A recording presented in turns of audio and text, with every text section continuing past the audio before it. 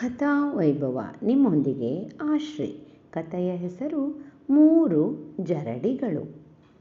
ನಾವೆಲ್ಲ ಅಪರೂಪದ ದಂಪತಿಗಳು ಸಾಕ್ರೆಟಿಸ್ ಮತ್ತು ಕ್ಸಾಂಥಪೆ ಬಗ್ಗೆ ಕೇಳಿದ್ದೇವೆ. ಸಾವಿರಾರು ವರ್ಷಗಳ ಹಿಂದಿನ ಅವರ ಜೀವನದ ಅನೇಕ ಘಟನೆಗಳು ಇಂದಿಗೂ ಕುತೂಹಲಕಾರಿಯಾಗಿವೆ, ಅರ್ಥಪೂರ್ಣವಾಗಿವೆ. ಅಂಥ ಒಂದು ಘಟನೆಯನ್ನು ಈಗ ನಾವು ಕೇಳೋಣ. ಒಮ್ಮೆ ಕ್ಸಾಂಥಪೆ ಮನೆಯಲ್ಲಿ ಒಬ್ಬರೇ ಕುಳಿತಿದ್ದರು. ಅವರ ನೆರೆಮನೆಯಾಕೆ ಬಂದು ಮೆಲು ದನಿಯಲ್ಲಿ, ಅಮ್ಮ, ನಿಮ್ಮ ಗಂಡನ ಬಗ್ಗೆ ನಾನು ಕೇಳಿದ ಕೆಲವು ಸಂಗತಿಯನ್ನು ನಿಮಗೆ ಹೇಳಲೇ ಎಂದರು. ಕ್ಸಾಂಥಪೆಯವರು, ಧಾರಾಳವಾಗಿ ಹೇಳಿ, ಆದರೆ ನೀವು ಹೇಳಲಿರುವ ಸಂಗತಿ 3 ಜರಡಿಗಳಲ್ಲಿ ಶೋಧಿಸಲ್ಪಟ್ಟಿದೆಯೇ ಎಂಬುದನ್ನು ಮೊದಲು ಹೇಳಿ ಎಂದರು. ಆಕೆ ಆಶ್ಚರ್ಯದಿಂದ, 3 ಜರಡಿಗಳಲ್ಲಿ ಶೋಧಿಸಲ್ಪಡುವುದೇ? ಅದಾವ 3 ಜರಡಿಗಳು, ಸ್ವಲ್ಪ ಹೇಳಿ ಎಂದರು. ಕ್ಸಾಂಥಪೆ, 3 ಜರಡಿಗಳಲ್ಲಿ ಮೊದಲನೆಯದು ಸತ್ಯದ ಜರಡಿ. ಈಗ ನೀವು ಹೇಳುವ ಸಂಗತಿ ಸಂಪೂರ್ಣ ಸತ್ಯವೇ? ಸತ್ಯದ ಜರಡಿಯ ಮೂಲಕ ಅದು ಶೋಧಿಸಲ್ಪಟ್ಟಿದೆಯೇ ಎಂದರು. ಸ್ವಲ್ಪ ಸಮಯ ಸುಮ್ಮನಿದ್ದ ಆಕೆ, ಅದು ಸತ್ಯವೋ ಸುಳ್ಳೋ ಗೊತ್ತಿಲ್ಲ, ಯಾರೋ ಹೇಳುತ್ತಿದ್ದರು, ನಾನು ಕೇಳಿಸಿಕೊಂಡೆ. ಅದಿರಲಿ, ಎರಡನೆಯ ಜರಡಿ ಯಾವುದು ಎಂದು ಕೇಳಿದರು. ಕ್ಸಾಂಥಪೆ, ಎರಡನೆಯ ಜರಡಿ ಪ್ರಯೋಜನಕಾರಿಯದ್ದು. ಈ ಸಂಗತಿಯನ್ನು ನೀವು ಹೇಳುವುದರಿಂದ ಯಾರಿಗಾದರೂ, ಅಂದರೆ ನಿಮಗಾಗಲಿ, ನನಗಾಗಲಿ, ಅಥವಾ ನನ್ನ ಗಂಡನಿಗಾಗಲಿ ಏನಾದರೂ ಪ್ರಯೋಜನವಾಗುತ್ತದೆಯೇ ಎಂದು ಕೇಳಿದರು. ಆಕೆ ಕೊಂಚ ಸಮಯ ಏನೂ ಮಾತನಾಡಲಿಲ್ಲ, ಸುಮ್ಮನೆ ಕುಳಿತರು. ನಂತರ ನಿಧಾನವಾಗಿ, ಇಲ್ಲ, ಈ ಸಂಗತಿ ಹೇಳುವುದರಿಂದ ಯಾರಿಗೂ ಪ್ರಯೋಜನವಿಲ್ಲ. ಗೊತ್ತಾದರೆ ನಿಮ್ಮ ಪತಿಯ ಮನಸ್ಸಿಗೆ ನೋವಾಗಬಹುದು ಎಂದರು. ಕ್ಸಾಂಥಪೆ ಒಂದು ದೀರ್ಘ ನಿಟ್ಟುಸಿರು ಬಿಟ್ಟರು. ಆಕೆಯನ್ನು ದಿಟ್ಟಿಸಿ ನೋಡಿದರು.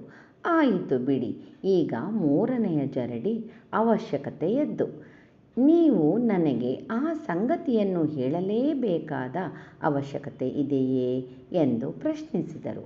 ಕ್ಸಾಂಥಪೆಯನ್ನು ನೇರ ನೋಡಲಾಗದೆ ಆಕೆ ತಲೆ ತಗ್ಗಿಸಿದರು.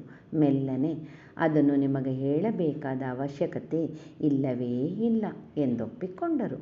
ಕ್ಸಾಂಥಪೆ ಆಕೆಯ ಕೈ ಹಿಡಿದು ಸಮಾಧಾನದಿಂದ ಸ್ನೇಹಭರಿತ ದನಿಯಲ್ಲಿ, ನೀವು ಹೇಳುವ ಸಂಗತಿ ಸತ್ಯವೂ ಅಲ್ಲ, ಪ್ರಯೋಜನಕಾರಿಯೂ ಅಲ್ಲ, ಮತ್ತು ಅವಶ್ಯಕತೆ ಇರುವ ವಿಷಯವೂ ಅಲ್ಲವಾದರೆ ಅದರ ಮಾತೇಕೆ?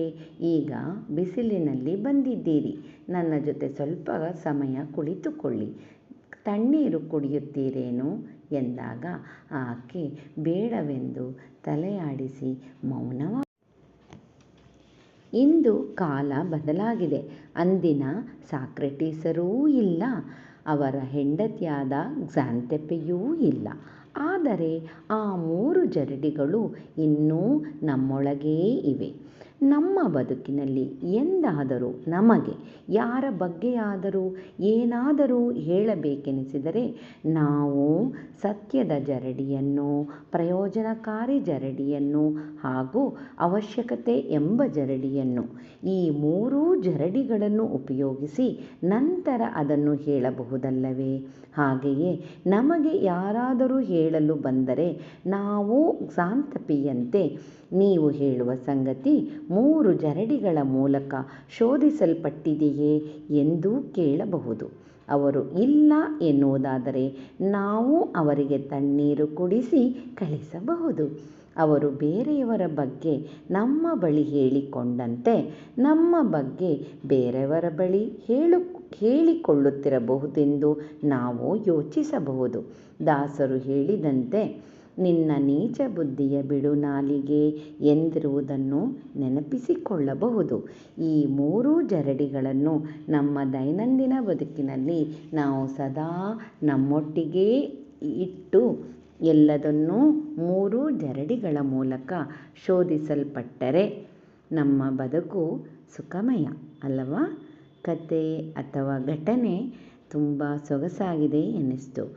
ಇದನ್ನು ಕೇಳೋಣ, ಹೇಳೋಣ, ಎಲ್ಲರೊಂದಿಗೂ ಹಂಚಿಕೊಳ್ಳೋಣ. ಕಥಾ ಸಂಗಮದೊಂದಿಗೆ, ಕಥಾ ಸಂಭ್ರಮದೊಂದಿಗೆ, ಕಥಾ ವೈಭವದೊಂದಿಗೆ ನಿಮ್ಮೊಂದಿಗೆ ಶ್ರೀ